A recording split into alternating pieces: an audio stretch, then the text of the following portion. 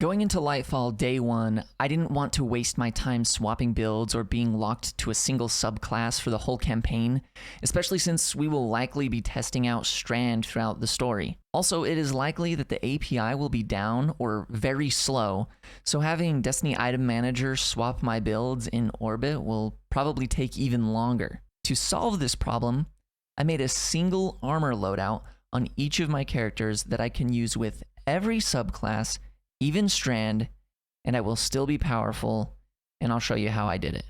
On Warlock, I started with the exotic helmet Eye of Another World, which, in short, says that it gives me 2.5 tiers about of stats for my melee, grenade, and rift abilities, though it doesn't make you recover health faster as if you had higher recovery, it just helps the rift cooldown. Even if you're using tier 10 in a stat, it will push it past that and cool down your abilities even a little faster.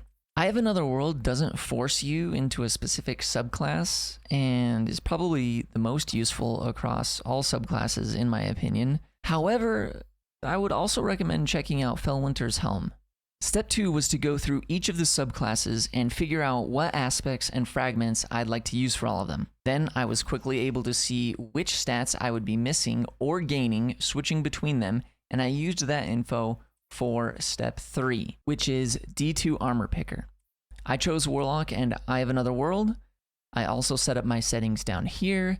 You don't have to copy them, but if you aren't familiar with Armor Picker, I have a guide in the description, and it'll be at the end of the video as well. I chose 100 Resilience because 30% damage resistance in Lightfall will still be really strong.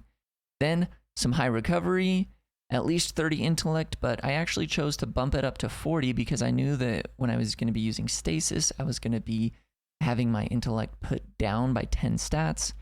Then I chose 30 melee and then some solid grenade stats.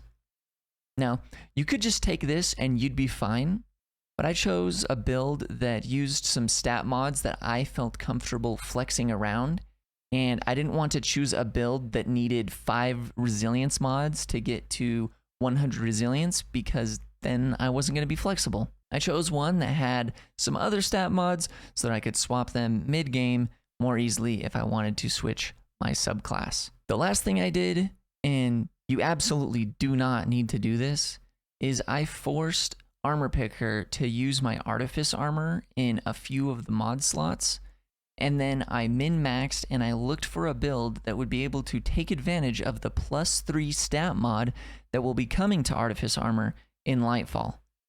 I'm sure Armor Picker will be updated to calculate these after Lightfall, but for now, I'm just trying to get ahead of it. And you know, I think that I might look into making a Fellwinter day 1 build as well.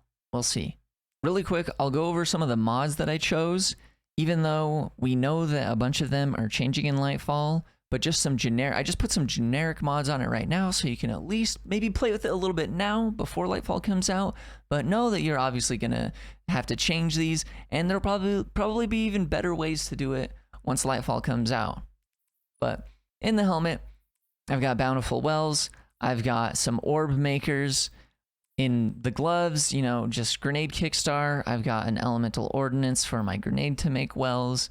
In the chest, we've got some damage resist. We've got a melee well maker. In the boots, we've got Font of Might, though you could switch it to Font of Wisdom or whatever else you would like instead. And then just Innervation for more grenade energy, Recuperation for healing. That will go with the orb making mods in the helmet. And then on the class item, Utility Kickstart, Elemental Time Dilation for the Font of Might or Font of Wisdom, whatever you end up choosing. None of this really matters right now, especially since the elements on these armors are going to be gone with Lightfall, so keep that in mind. And really quickly, if you really care, I'll quickly go over each of my choices in these subclasses for, you know, the aspects and fragments. In Shadebinder, Healing Rift, Empowering Rift, it doesn't matter. If you got another Warlock on your team, maybe one of you switch it up. Cold Snap, Duskfilled, either of those will be great. I chose Bleak Watcher and Ice Flare Bolts because I want to make turrets, and Ice Flare Bolts is really awesome. These are going to combo really well with Whisper of Bonds. That's going to give me super energy for defeating frozen targets. So that's what we're doing there. We're keeping Whisper of Durance on because it says that slow from your abilities lasts longer, and that includes the slow and actually just the duration of the turrets that you make. So we're doing that. Whisper of Torment to get even more grenade energy just from taking damage. And then Whisper of Chains, you get damage resistance while you're near a crystal or a frozen target. Also gives you a recovery stat. For solar, I'm using Touch of Flame and Heat Rises. I know a lot of people like Icarus Dash, but I'm an idiot, and I just literally barely learned like a week or so ago that with Heat Rises, when you consume your grenade, it heals you. And obviously that's much better if you're using Starfire Protocol, but I just would rather use Heat Rises, I guess, because I'm going to be playing Legendary difficulty, so it's going to be a little bit harder. And then we're using Touch of Flame because the double explosion fusion grenades are so crazy. Unless they get nerfed, maybe they don't get nerfed. We'll see. It doesn't matter which melee, Incinerator, Snap, or Celestial Fire is going to be fine. Whatever glide you'd like. I'm going to use a Healing Rift, I think. I'm probably actually going to be using Daybreak. Probably won't be using Well of Radiance. We'll see what it looks like because Daybreak is getting a pretty significant buff. So pretty stoked about that. We're going to use Ember of Searing for scorching targets, giving you melee energy, also for the recovery stat.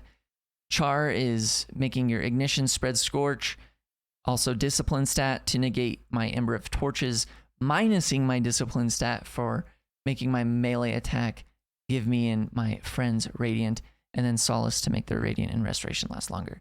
None of these are super crazy, right? These are pretty good. This is a good baseline. If you've figured out some better stuff, go for it. This is just my generic plans for a generic wide scope type of build. With Voidwalker, gonna use Nova Bomb, Vortex, or Cataclysm. Either will be great. Healing Rift, might actually use Blink. We'll see. We only have one melee choice. Gonna use Vortex Grenade because I'm using that with Chaos Accelerant and Echo of Remnants to just make that last even longer. That's because this is actually my Controverse Hold build. So if you really want to just steal it right now, this is literally what I use for Controverse Hold: Remnants, Instability, Undermining with Child of the Old Gods and Chaos Accelerant. Child of the Old Gods also makes enemies get weakened when they're in it, so it's another way to weaken enemies. So really sweet. Echo of Undermining weakens enemies as well. If you're not going to use a Void Weapon, switch out Echo of Instability for Echo of Obscurity so that your finishers make you invisible, or for Echo of Starvation where picking up an Orb of Power grants you Devour. Those will be great, especially the invisibility one, Echo of Obscurity. If you end up trying to do a Fellwinter's Helm, there you go. Perfect. And then the last one, we've got Arc.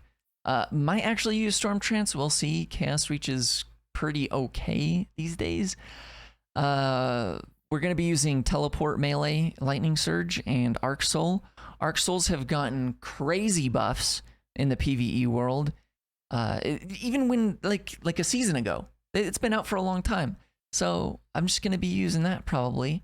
I know the Ionic Traces are pretty good with Electrostatic Mind and probably would be better than using Lightning Surge, especially since, like I said, I'm going to be playing on Legendary difficulty, and teleporting and meleeing into things might not be the call sometimes, whereas Ionic Traces just traveling to me is much safer, but I don't care. I'm okay with this. I'm planning on using Ball Lightning for the range type of melee as well, and Pulse Grenades. We're using Pulse Grenades with Spark of Magnitude. It makes them last longer.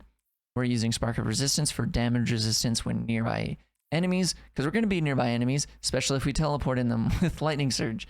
And then Spark of Shock because our grenade's jolting is very powerful. And then Spark of Amplitude makes it so that you create Orbs of Light when you rapidly defeat targets while you're amplified, and when you're using Arc, you're almost always amplified. So that's my plan. Pretty generic stuff.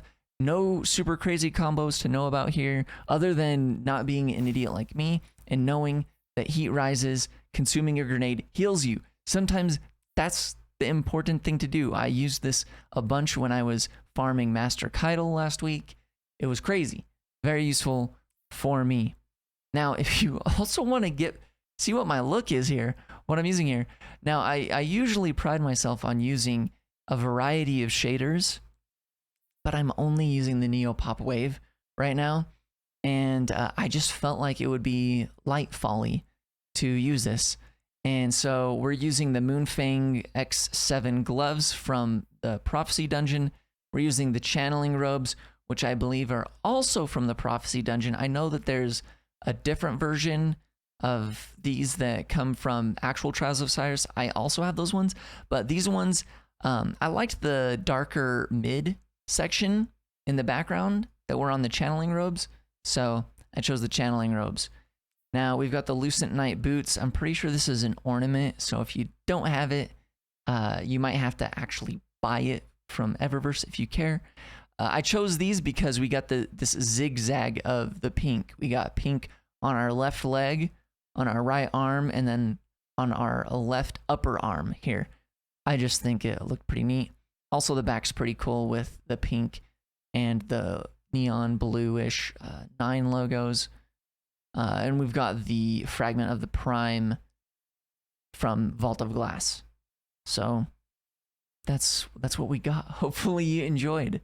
D2 Armor Picker is a tool that I couldn't live without. And if you want to find out more about it and let it change your life too, make sure you click that video right there.